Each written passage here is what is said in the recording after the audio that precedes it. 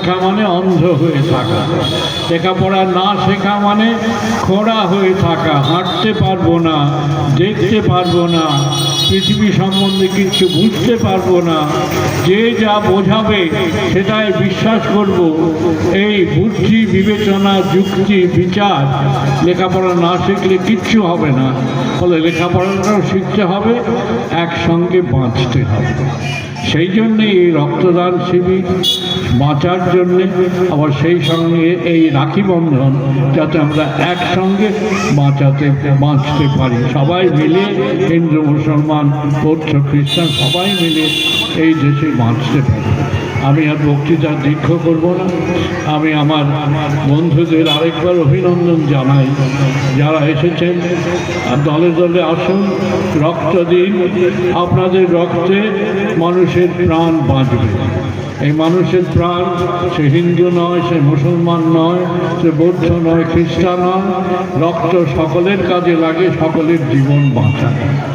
আর যারা এখনো লেখাপড়ার সুযোগ পাননি, যে বয়সী হোক, লেখাপড়ার কোনো লজ্জা নেই। আমি বসেই দেবো। আমি 1997 সালে রবীন্দ্রভারতীর ছাত্র। পবিত্র শব্দ মহাশয় উপাচার্য, তখন তো গোপ গজায়নি। সেখানে রবীন্দ্রভারতীর একটা সাইডের বিল্ডিং বন্ধ থাকতো, গ্রিল দেওয়া, একটা লাল একটা বোর্ড দেওয়া থাকতো, এনগেজ বোর্ডে। ভাইস চ্যান্সেলর শব্দটা আমাদের কাছে তখন আকাশের চাঁদের মতো। ভাইস চ্যান্সেলর কেমন দেখতে কোনোদিন একবার একটু দেখবো। আমি একদিন ক্লাস বন্ধ করে দরজার ধারে বসে আছি, মানে যে এরিয়া প্রোটেক্টেড এরিয়া, লেখা থাকে প্রোটেক্টেড এরিয়া, সেই জায়গায় বন্ধ করে আছি। প্রিন্সিপাল ভাইস চ্যান্সেলর কেমন হয় একবার দেখবো। উনি আসলেন, সৌম্য সুপুরুষ, বহুমুখী প্রতিভাবান। আমরা তো জানি স্যার একদিকে অভিনেতা থেকে শুরু করে মানে কি নেই তা জানি না। সেই ওনাকে প্রথম দেখা, উনি আমার মাস্টারমশাই। দ্বিতীয়বার 2009-10 আমি যখন এশিয়াটিক সোসাইটির প্রজেক্ট ডিরেক্টর হিসেবে আমি কাজ করছি, স্যার সম্ভবত কোনো প্রজেক্টে উনি প্রজেক্ট ডিরেক্টর হিসেবে কাজ করছেন। আমি গর্বিত, এশিয়াটিক সোসাইটির ইতিহাসে আমি সব থেকে কনিষ্ঠ বয়স্কের মানুষ ছিলাম, যাকে প্রজেক্ট ডিরেক্টর হিসেবে আমাকে বলেছে অ্যাসোসিয়েট প্রফেসর না হলে আমরা দিই না। আমি আমাকে দিতে হবে, আমার যোগ্যতায় আমার প্রজেক্ট পাস হয়েছে। আমি ইসলামিক সায়েন্স অফ মেডিসিনের ছাত্র, তো সেখানে আমি আলাদা ঘর পেয়েছি। স্যার আমার পাশে ছিলেন। আর আজকের ওনার সঙ্গে মঞ্চ শেয়ার, এটা তো গর্বের, এটা অত্যন্ত গর্বের, এটা আকাশের চাঁদের মতো। আমরা ওনার নখের যোগ্য নই, ওনার পাশে মঞ্চে বসে আছি, এর থেকে বড় গর্বের কিছু হয় না। কে কি রাজনীতি করলেন, কে কার কি আদর্শ, কে কি বলল, তাতে কিছু যায় আসে না। আমি আমার জীবনের প্রথম বই, 5টা বইয়ের মধ্যে প্রথম বই আমি তার হাতে তুলে দিচ্ছি। আমি তাকে অনুরোধ করছি এইটা গ্রহণ করার জন্য। এই বইটি রিকাস্টিং ইউনানি মেডিসিন ইন আলিয়া মাদ্রাস, ক্যালকাটা মাদ্রাসায় ছিল আমাদের প্রথম মেডিকেল কলেজ, সেটার উপরে আমার বই। আমি স্যারকে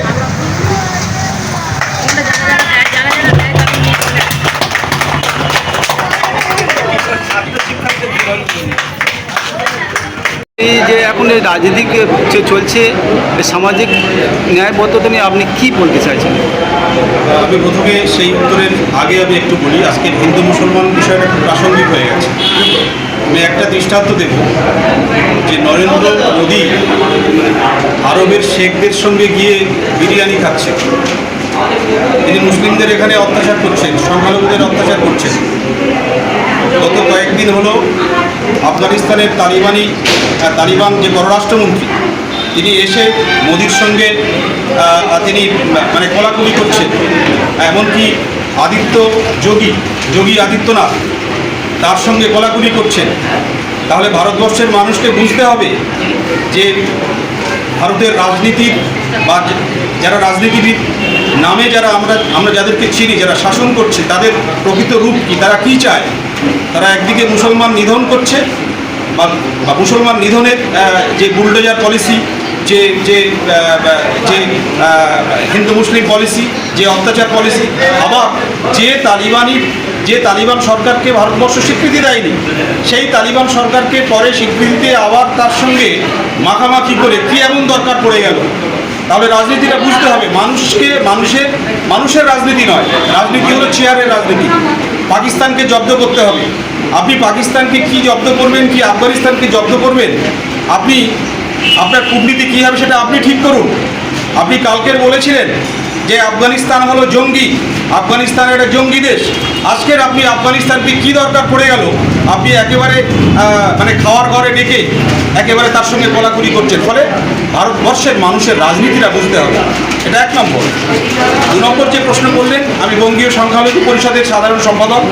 আমাদের সংগঠন এই সম্প্রীতি রক্ষা, সাম্প্রদায়িকতার বিরুদ্ধে, সর্বধর্ম মানুষের সমন্বয়ে বিভিন্ন রকমের কাজকর্মের সঙ্গে আমরা জড়িত। আমরা কর্মসূচি গ্রহণ করেছি, বেশ মানে কিছুদিন ধরে সক্রিয়ভাবে আমরা এই কাজগুলো করছি। আমাদের সংগঠনের একবারে ঊর্ধ্বতন নেতৃত্বের মধ্যে খ্রিস্টান কমিউনিটি, শিখ কমিউনিটি, জৈন কমিউনিটি, বুদ্ধিস্ট কমিউনিটির মানুষরা তারা নেতৃত্ব দিচ্ছেন। আমাদের সঙ্গে একসঙ্গে আমরা কাজ করছি। ফলে এই যে বিভেদ, এই যে বৈষম্য, এই যে রাজনীতির খেলা, এই খেলা আমরা চলতে দিতে পারি না, আমরা চলতে দেবো না। তার জন্য যে করণীয় সামাজিক দিক থেকে, রাজনৈতিক দিক থেকে, সে কাজগুলো আমরা করার চেষ্টা করি। সামাজিক ন্যায় ও সাম্যের জন্য আপনার সংগঠন কি ভাবছে? হ্যাঁ, আমরা প্রতিনিয়ত আমরা সজাগ। আমাদের রাজ্যব্যাপী যে সমস্ত সদস্য আছে, রাজ্যব্যাপী যে সমস্ত কর্মকর্তা আছে, তাদের মাধ্যমে আমরা রাজ্যের বিভিন্ন জায়গায় আমরা এই মব লিঞ্চিং, আমরা এই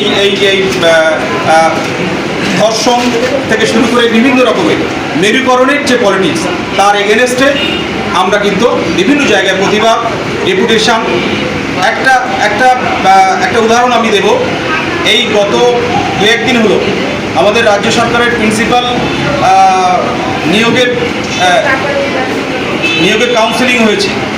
সেই যে লিস্ট বের হয়েছে, আমরা দেখেছি সেখানে একজন মাত্র মুসলমান।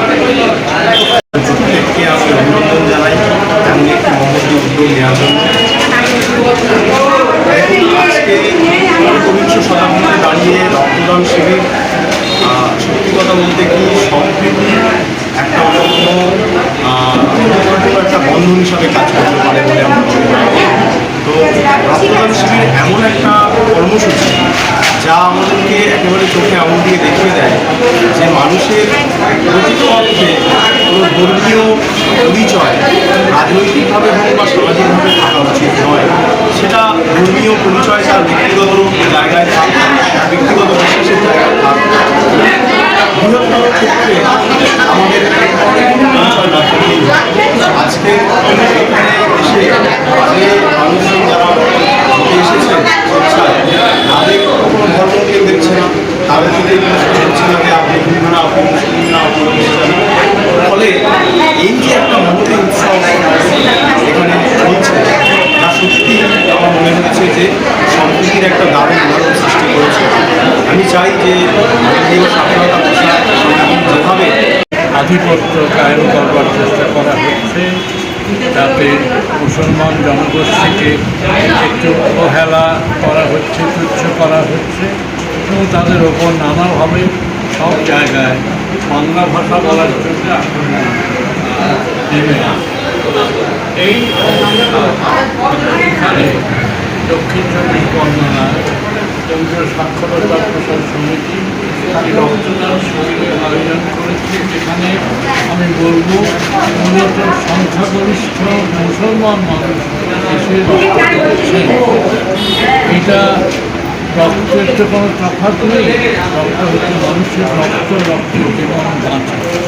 ফলে এই রক্ত অনেক হিন্দু জীবন বাঁচাবে, অনেক বৌদ্ধের জীবন বাঁচাবে, শিখের জীবন, খ্রিস্টানের জীবন বাঁচাবে, এবং মুসলমানের হিন্দুর রক্ত মুসলমানের জীবন বাঁচাবে। এই রক্তদান শিবির এইখানে এতটা বেশি মূল্যবান এবং গুরুত্বপূর্ণ যে আমরা যে সবাই মানুষ, আমাদের রক্ত এক, অনুভব এক, আমাদের এই যে আমাদের সাহায্য করে দিয়ে এই রক্ত